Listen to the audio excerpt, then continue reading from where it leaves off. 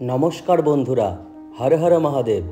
হিন্দু ধর্মের শুরুর দিন থেকেই কিছু কিছু কাজ থেকে মেয়েদের দূরে রাখা হয়েছে, কারণ এমনটা বিশ্বাস করা হয় যে এই কাজগুলি একজন মহিলা করলে নিজের এবং পরিবারের বাকি সদস্যদের নানাবিধ বিপদ ঘটার সম্ভাবনা বেড়ে যায়।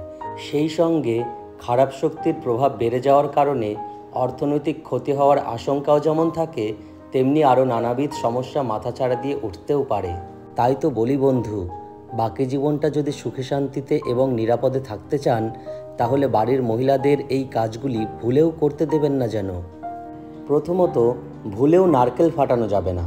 পুজোর সময় অনেক বাড়িতেই নারকেল ফাটিয়ে দেবদেবীদের নিবেদন করা হয়ে থাকে, কিন্তু ভুলেও নারকেল ফাটানোর কাজটা কোনো মহিলাদের করা উচিত নয়, কারণ নারকেল হলো মা লক্ষ্মীর প্রতীক। তাই তো কোনো মেয়ে নারকেল ফাটালে দেবী বেজায় রুষ্ট হন, আর এমনটা হলে নানাবিধ সমস্যা যে মাথাচাড়া দিয়ে ওঠে তার বলার অপেক্ষা রাখে না।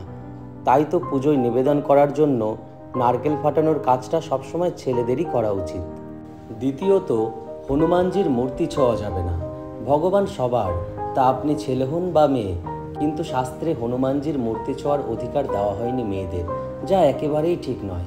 কিন্তু শাস্ত্রে এমন নিষেধ করা হয়েছে একটা কারণেই, আর সেটা হলো হনুমানজি ছিলেন ব্রহ্মচারী, তাই তিনি সব মেয়েদের মা হিসেবেই মানতেন।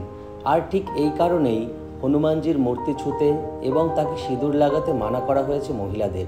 তবে ইচ্ছা হলে মারুতিকে না ছুঁয়েই তার আরাধনা করতে পারেন। আর এমনটা করলে দেবের আশীর্বাদে নানাবিধ উপকার মেলার সম্ভাবনা যে বাড়বে, সে বিষয়ে কোনো সন্দেহ নেই। তৃতীয়ত, শ্মশানে যাওয়া উচিত নয়।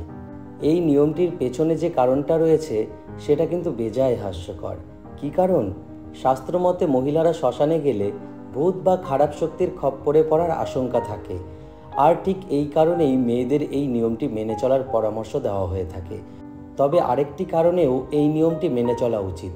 আসলে এমনটা বিশ্বাস করা হয় যে মেয়েরা কান্নাকাটি করলে যিনি মারা গেছেন তার পক্ষে এই দুনিয়া ছেড়ে যাওয়াটা কঠিন হয়ে দাঁড়ায়, ফলে আত্মা মুক্তি লাভ করতে পারে না, যেটা হওয়া একেবারেই উচিত নয়। তাই খুব একটা প্রয়োজন না পড়লে মেয়েরা দয়া করে শ্মশানে যাবেন না যেন। তো মা বোনেরা, আশা করছি তোমরা এই নিয়মগুলি মেনে চলবে। দেখবে তোমাদের সংসারে কোনো রকম কোনো অমঙ্গল হবে না। তোমাদের সংসার জীবন অনেক সুখের হবে এবং অনেক উন্নতি করবে। তো আজকের ভিডিওটি কেমন লাগলো তোমরা অবশ্যই কমেন্ট করে জানিও। আর যদি ভালো লেগে থাকে তবে লাইক, কমেন্ট ও শেয়ার করতে ভুলো না যেন।